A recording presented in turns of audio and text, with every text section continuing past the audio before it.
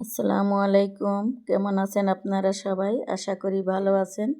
আমরাও ভালো আছি আলহামদুলিল্লাহ। আজ আমার মেয়ে তার ভাইয়ের বউর জন্য অনেক কিছু খাবার রান্না করে নিয়ে আসলো। প্রথমেই দেখতে পাচ্ছি আমরা কাতল মাছ ভুনা করে নিয়ে আসছে। তারপরে মুরগি ভুনা, পায়েস দেখতে পাচ্ছি আমরা। এখানে রয়েছে বট ভুনা। বট ভুনা খুব সুন্দর লাগছে দেখতে, খুব ইয়ামি লাগছে। এখানে রয়েছে পোলাও ভাত দেখতে পাচ্ছি আমরা। এখন আমরা দেখব বৌমার জন্য খাবার কিভাবে রেডি করা হয়েছে। চলেন তাহলে দেখে আসি। 7 দিন হয়েছে, তাই 7 আইটেমের তরকারি দিয়ে সাজানো হয়েছে। এই অনুষ্ঠানটির নাম হচ্ছে পরভাত, মানে আত্মীয় স্বজনে রান্না করে বাচ্চার মাকে খাওয়াবে, এটাই অনুষ্ঠানের নাম। আসলে এটা কোনো হাদিস কোরআনে নাই, যদিও শুধু আনন্দের জন্যই করা।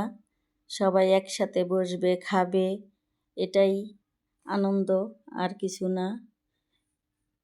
এখানে রয়েছে রসমালাই, কেক, পোলাও ভাত, করলা ভাজি, শাক ভাজি,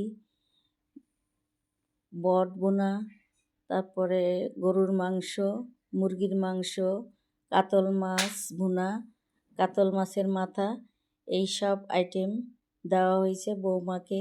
এখন সবাই বৌমাকে খাইয়ে দিচ্ছে।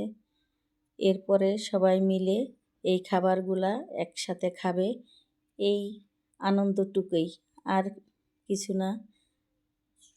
যাই হোক, আপনারা আমার বৌমা ও আমার নাতিনের জন্য দোয়া করবেন, যেন ভালো থাকে, সুস্থ থাকে। আর আমার নাতিনের জন্য আপনারা ইসলামিক নাম লিখে পাঠাবেন। এর থেকে চয়েস করে একটি নাম যেন আমরা রাখতে পারি। আর 21 দিন হলে নাম রাখবো এবং আকিকা দিব। দেখতে পাচ্ছেন বৌমা আস্তে আস্তে খেয়ে নিচ্ছে। বৌমাকে খাওয়ানোটাই আজকের মেন উদ্দেশ্য ছিল। আল্লাহ হাফেজ, আসসালামু আলাইকুম।